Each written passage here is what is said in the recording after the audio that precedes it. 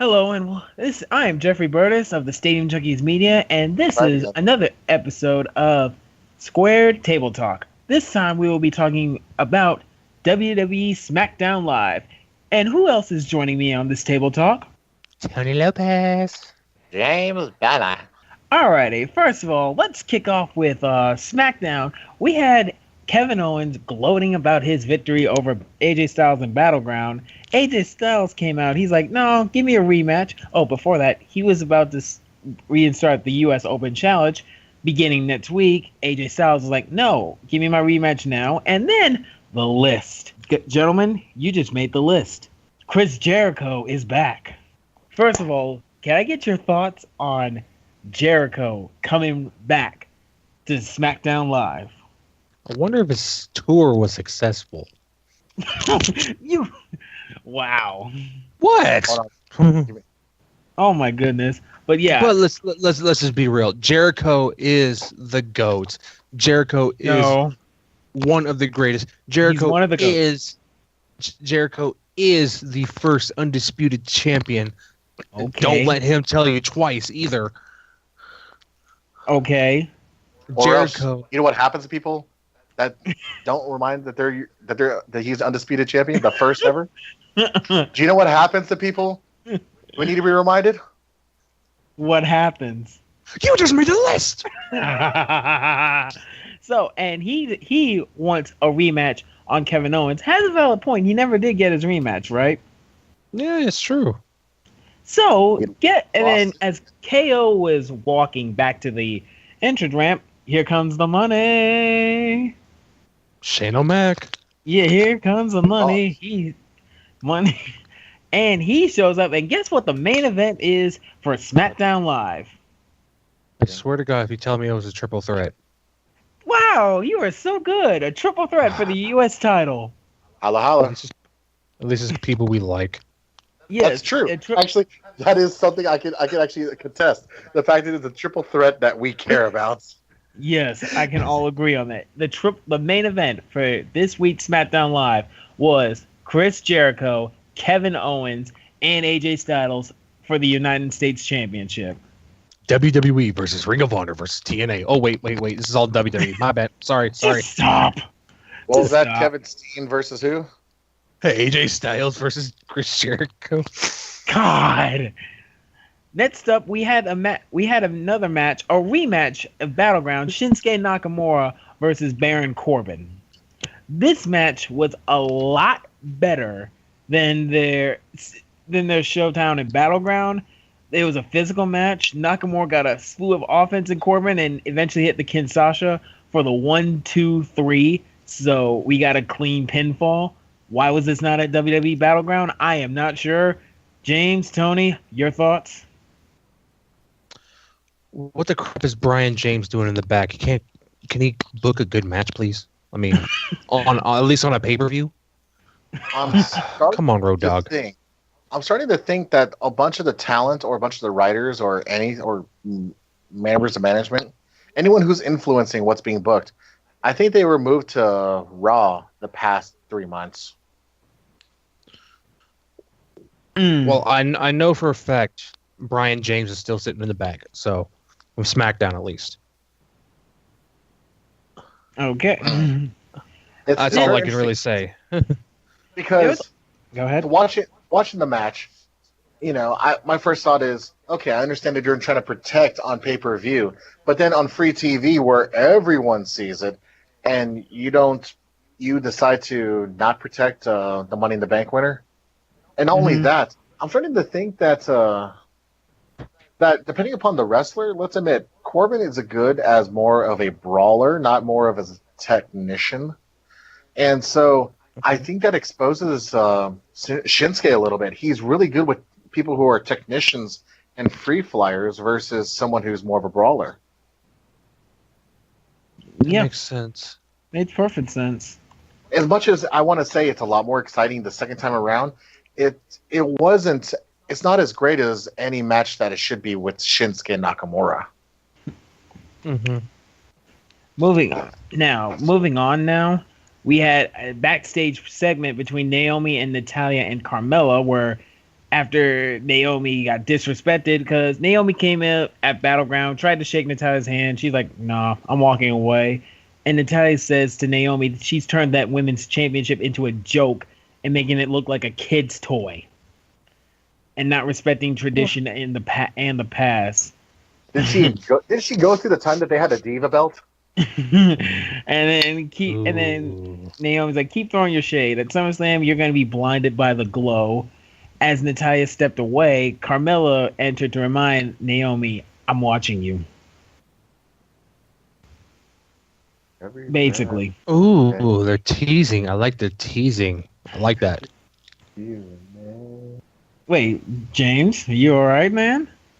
Rain every time you pin. I've been watching you. Oh Jesus, that song. Wow, that came out. Naomi, can't you see? The title belongs to me.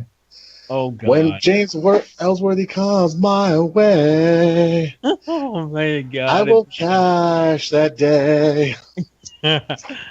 Then we had a women's tag team match between Charlotte and Becky versus Lana and Tamina, and no surprise, the faces go over, and they won via pinfall. Lana got some moves in, but cost her team the victory. She tagged herself in a blind tag late in the bout as Tamina stumbled into the corner, and Flair caught her immediately and with a boot to the face and picked up the win. Woo. And then Tamina was yelling at Lana through the ropes as Lana put her hand over her head, basically. So, tension between Lana and Tamina? Maybe. Duh. Now, we have anything to say about that tag match, or do you want me to go on to one of the best segments they had on Raw? I mean, on SmackDown, correction. Next, Jinder Mahal. He entered the ring. He entered the ring without the Singh brothers, first of all, making a little promo. He wants the next challenger at SummerSlam, and he was speaking in Punjabi, and guess who shows up? Rick Holly? No, John Cena. No. John Cena shows up. He runs on the ring, and he's like, "Yeah, I'm not there to criticize you." He wants to congratulate Jinder Mahal for being in the best shape of his life and proving he'll win the WWE title by any means necessary. And then he challenges him to a match at SummerSlam, promising, quote, Super Cena will walk out of Brooklyn as the 17-time champion. Saying, "I'm coming." Please tell me he didn't. Wait. He said Super Cena. Yeah, he did. Oh God, he's really playing that up now. Oh God. John Cena. Oh, John Cena. Sucks. However, but before that, yes, the general manager shows up. He said that, "Cena, you have to earn your opportunity. So next week on SmackDown, you will be going one-on-one against Shinsuke Nakamura. Winner faces Jinder Mahal for the title at SummerSlam." Yes. Tony? They're giving us a dream match on SmackDown. They're giving us a dream match on SmackDown. They're giving us a dream match on SmackDown. Oh, I'm gonna hum. Remember how I said that Shinsuke does really well with someone who's more of a technical wrestler? Well, John Cena can be technical when he wants to be. Ooh, he can be technical when he wants to be. Heck, Cena can, when he decides he wants to put new moves, you've seen the kind of moves he can pull out.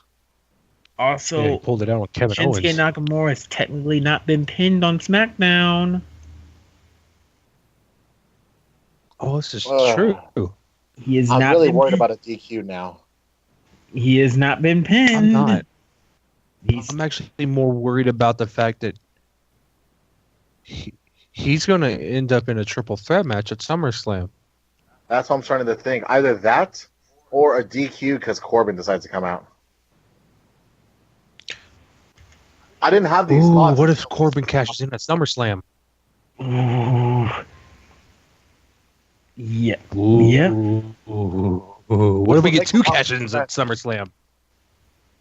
That would make sense for Corbin, especially if Shinsuke wins it. Shinsuke wins it, then Baron cashes in. That makes sense for the whole feud. That does make sense at all. And then next up, we had a backstage promo between Kevin Owens and Shane McMahon. He went off to the commissioner complaining about his title offense, but he's like, no, he did not care who has the U.S. title. It was only that it was defended on SmackDown in a respectable manner. And Owens not happy with Shane McMahon, potentially setting up a feud between Shane and Kevin. Maybe. Who knows? Oh. Maybe. Interesting. That's a WrestleMania match, definitely. We've already had Shane O'Mac and AJ. Next up, we had... That's a test off every year, for WrestleMania.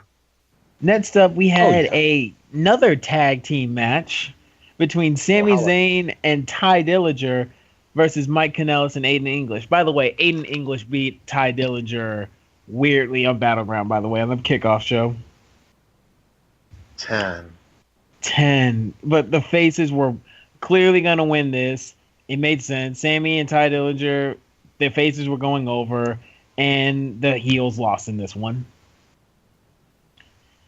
And then, we have anything else to say before I go on to the next thing? Nah. Next up, we had a New Day celebration for the tag team titles. You know how Big E's like, don't you dare be sour, right? Clap for blah, blah, blah, blah, blah, and feel the power. No, here's the thing. For your 3-time chance? Yeah, no. After Don't You Dare Be Sour, it was all quiet. The microphone was cut off, and Kofi and Xavier Woods were stumbling through the entrance as the Usos attacked them from behind. Ooh. Ooh. They attacked them mid promo, like don't you dare be sour, and then boom, mics went off, and you saw the Usos attacking the New Day. Good heel heat. Did they show him attacking him in Gorilla? I think they did. Actually, I saw that part. Pretty much what happened is all of a sudden the cameras went towards the entrance and like, what the crap? Then you see them throwing them out there. Yes. Then later on, Big E comes out. He gets okay. And the Usos took Big E out with a double super kick. They never showed the backstage. No, they did not show. Yeah, you're right. They didn't show the backstage, but still, to stop the New Day mid promo when they're saying "Don't you dare be sour," great heel move. Yeah, I agree. Because also, now you don't know what they're going to say next. Clap for your 3-time champs. They may say that. They may say something else. We don't know. Well, that's for little kids, by the way. The little kids are waiting for that. Oh, my God. And then before the main event, we had a Nakamura promo by Renee Young where he said, how do I feel about next week's dream match? Nakamura called his shot and responded, next week, and I quote, next week, John Cena, you can't see me, which means I'll see Jinder at SummerSlam.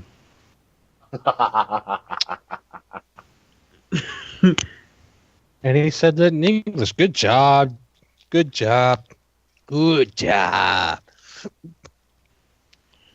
And now we get on to the main event. AJ Styles, Chris Jericho, and Kevin Owens. Great triple threat. You know how much I do not like triple threats for the longest time, but this one, they work so well together. Lion Salt, 450 splash by Styles, pop-up powerbomb, code breakers, left and right. It was so good. There was one sequence where an enziguri by Jericho, a super kick by Owens, and a play kick from Styles flattened all three superstars. It was so good of a match. But guess who won the belt? It was AJ Styles. Here is your winner and new 2-time United States champion, AJ Styles. Because they don't want none. The person that took the pinball was Chris Jericho, by the way. So, yeah. James and I discussed this earlier. that they're playing hot potato with that belt. That's gonna be the new hot potato bet. Though Time to take that U.S. title out of the oven. It's a hot potato. Too hot. Too hot. Too hot. Tony, your thoughts on AJ Styles getting back the U.S. title? AJ Styles, now 2-time U.S. champion, deserves it. Don't care what anybody says. Needs a title on him at all times. I don't care what it is. You can even put a cruiserweight title on him if you have to. Make that 205 division better. Wham! But you know who cares? Kevin Owens, because immediately after the match, Owens grabbed a mic and complained that it was not fair Jericho returned, not fair that Shane McMahon forced the match on him, not fair that Styles stole the victory because people disliked him because he's better than them. Owens demanded a rematch next week on SmackDown in a one-on-one match. I'm taking my United States Championship back. He cut a promo after the match, and he was a salty promo. Oh, he's always salty. James, your thoughts on that promo? Man, it's making his character just look meaner and meaner. The fact of just as a personality, rather than Braun Strowman, who looks meaner and meaner as in a brutal force. Kevin Owens as a person. That promo, especially for how they make him look at the title, before he won it at Battlegrounds, how he looked like I gotta have it. Like it's his fix. He's a junkie to it, and he has to have it. When it's gone, the face he made, just gawking, he couldn't believe it. That character that they're building up for KO is going to be destructive to others and to himself, and I love it. Yes, he's a ticking time bomb. Yeah, that sounds about right. But that is it. That's all. Final thoughts on the SmackDown Live this week. Your final thoughts, James? I need more calf crushers destroyed by moonsaults or light salts. Tony, your thoughts on this? My final thought: KO versus Y2J versus AJ equals gold. My final thoughts: dream match next week on free TV. What more can you ask for? So that is not to mention it. John Cena and Shinsuke, and then you have the KO and AJ again. God, it's be good to watch SmackDown Live. It better not disappoint, and I bet you the only thing that'll be disappointing is the women's division. No, you're right. Well, that is it for the table talk discussion of SmackDown Live. I'm the Jeffrey Burtis for the Stadium Junkies Media. Post your comments, like, share, and subscribe. Tony, you have any final things to say? Peace and hit that subscribe button. I will answer your questions in the comments below. James? You know what that like button is. If you hit dislike on there, well, I guess you don't want to be the new face of America. For all of us at the Stadium Junkies Media, I'm Jeffrey Burtis, and that was Stadium Junkies.